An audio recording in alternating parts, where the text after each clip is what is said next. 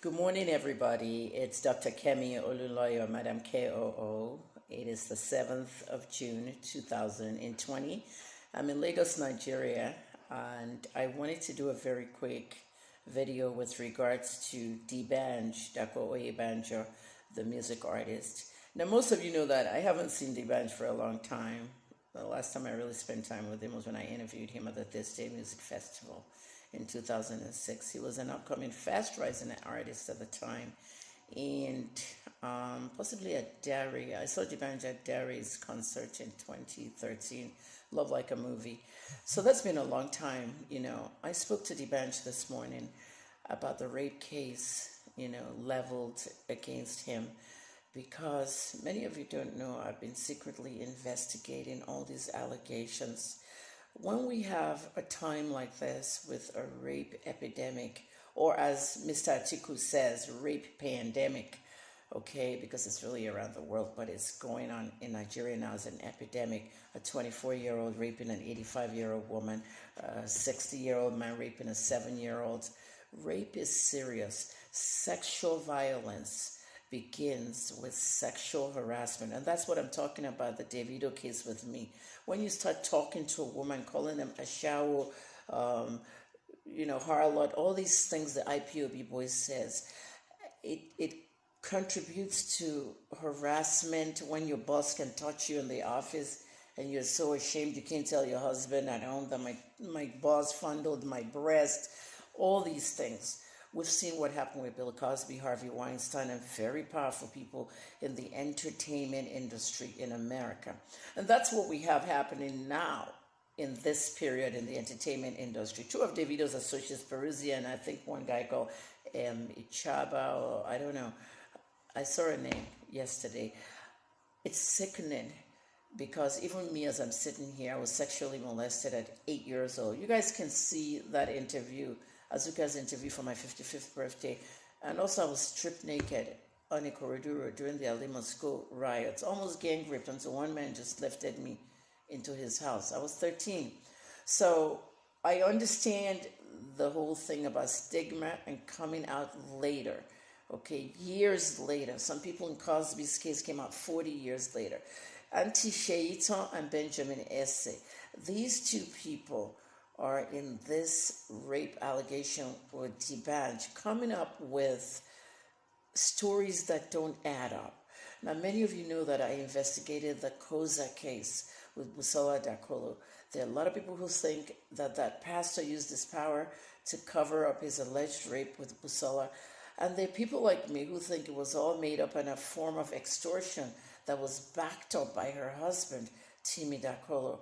I did my investigation. I followed this case day and night and brought up facts from interviews from different people, from old congregation members to new ones, to people that knew the pastor, everything. And I was waiting to interview the pastor, and Busola's movement brought the pastor down, so he couldn't preach for about a month or talk to anybody. I'm still going to interview him. But at the end of the day, civil case was thrown out. The criminal case is coming up. I'm going to update you on that. She has updated you, but I have something past hers. Nobody is stigmatizing rape victims. In a period like this, we have to be careful who is the real rapist and who is the real rape victim.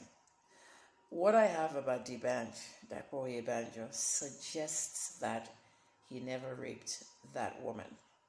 I'm looking at these names. I don't see faces. Auntie Shaitan might be a woman, I think, is the alleged victim. And Benjamin Esse, is it Esse Benjamin? I don't know whether it's a man or a woman, but these two people, okay, have concocted some kind of elaborate scheme, to finish Dbanj. They really set him up. That's all it is. And, I read a lot of stuff. His lawyers wrote a letter. They're charging these people for criminal defamation. Do you remember what took me to prison? Criminal defamation is what Ibiomi filed. Okay, defamation is really a civil case, but criminal in Nigeria. But in my own case, it's different. They withdrew the case because they found out I didn't write the stuff they said I did. But what Dbanj and his lawyers are doing are filing what needs to be filed. Because if you remember when I left prison, I said, I don't want them to remove criminal defamation from the Nigerian police, thing. Because there's some people who are intentionally and deliberately defaming people criminally. That's why I want that social media bill. Some people are using social media to commit atrocious acts. Dbanj is a musician. Okay, I learned that his album is coming out soon, and I know he's going to be 40. His 40th birthday is this year. I really feel for everybody doing the 0 birthdays this year because of the pandemic. Wizkid is going to turn 30, Dbanj is going to turn 40, my son's going to turn 20. All these big parties are supposed to be happening. My mom's going to turn 80. Everybody is going to turn something. These parties may never happen because of the 2020 pandemic, but his birthday is coming. Okay, that doesn't mean he can celebrate it in his house and have it live online or something. But his album is also coming out. He's been working on new music. And these are ways where these people want to, tarnish him. I've really studied this. And yeah, let me tell you something. I haven't seen Dbanj for a long time, okay? And he didn't give me money to do my video because this is what happens. Okay, I don't want anybody coming for me in my DM or anyway telling me I'm a rape apologist. I'm an investigative journalist, okay? I'm a retired 30-year clinical pharmacist, okay, 31 self. And I know about wellness when it comes to that, health and wellness. And then I'm a PR specialist, okay? I graduated June of 1996, and that'll be 24 years this month. So when you look at PR, when you look at journalism, when you look at everything, you have to be very careful when you see somebody has raped you and you don't have concrete evidence to back you. People suffer stigma from rape. Okay, they may not come out till years later. But as women, we women have more sympathy given to us than men or other people. You got to understand one thing. She said something about a hotel. His manager took the keys. They came into the hotel. We have to think about consent. Did you follow an artist to a hotel? Okay. We know about groupies. Were you a groupie? Did you have consent? Did the artist give you money? Did you have sex with consent? And then you left. And 9 years later, because you don't like him anymore, you now tell the world he raped you? These are things you look into. And I studied all this stuff all this weekend. To make it worse, I woke up and I went to Instablog Nigeria that I haven't visited for like 2 days. And I saw a post from the actual hotel, Glee Hotel. The hotel was like, no, we don't condone rape. No rape happened here. I mean, well, you know the thing about hotels. A lot of people have sex with their friends, their boyfriends, their sugar daddy, their side chicks, and all that. They don't go in the house. They go to a hotel. When they're leaving the hotel, half the time, not even half the time, 90% of the time, everybody looks at the receptionist. Here's the key. Thank you. Bye. The receptionist knows you went up there and had fun. Okay, you ordered food, drinks, you even had sex. But nobody complained about rape. Nobody called the police. I'm not saying that's what happened. I'm not saying he even had sex with her. But I'm saying that for a hotel to come out and write that, it shocked me. Okay, I've talked to the hotel. I've talked to Dbanj this morning that I'm going to do this video on his case. I've talked to a lot of people that was friends and big people in the industry that he doesn't even know I've talked to. And I feel that he's a victim. He didn't rape that, girl. He didn't. And he's already making moves to file defamation on this person. And I really think this lady needs to come out and write a letter and apologize to Dbanj before this really gets ugly. So this is what I wanted to say today. I want you to join me at 1 p.m. on Chief Superintendent Dolapo Badmus' page on Instagram. Okbeto Dolapo. Everybody must join us at 1 p.m. Mrs. Fayemi will be there. First Lady Fayemi, Kayode's wife, the First Lady of Ekiti State. I grew up with Kayode, the governor. I want you guys to join me because BC does not condone crap when it comes to sexual violence with women and girls. So she's the guest, Chief Superintendent Badmus. Okay, Dolakwa is the host. It's on her show. Let's chat at 1 p.m. Let's talk, okay, about this because Chief Superintendent Dolakwa Badmus is in charge of that, sexual and domestic violence thing. And remember last year, every celebrity female that she tried to add into a WhatsApp group, everybody was removing themselves. This is what she was preparing for.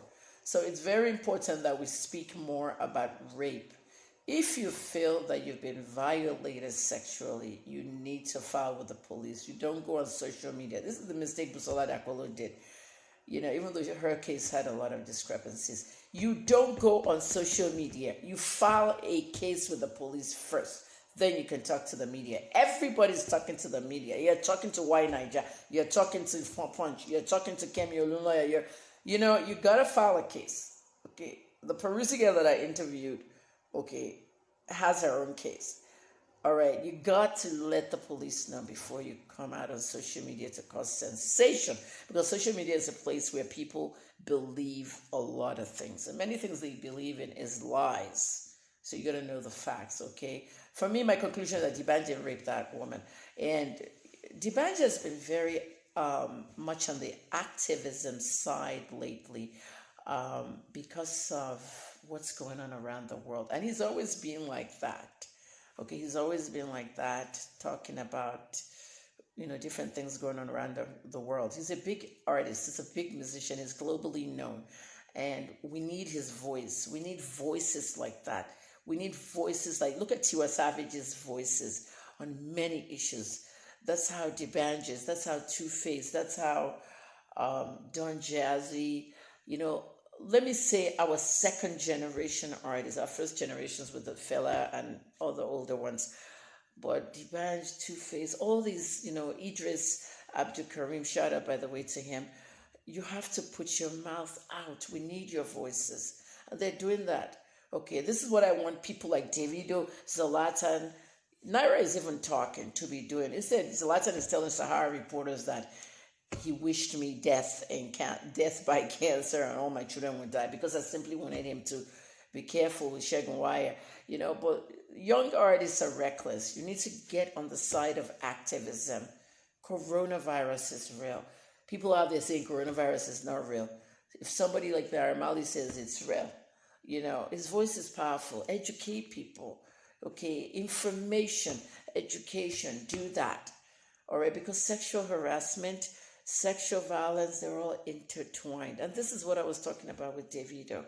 Okay, you don't tell a woman 55 years old to oil her pussy simply because she says you and your girlfriend broke up. It doesn't warrant that.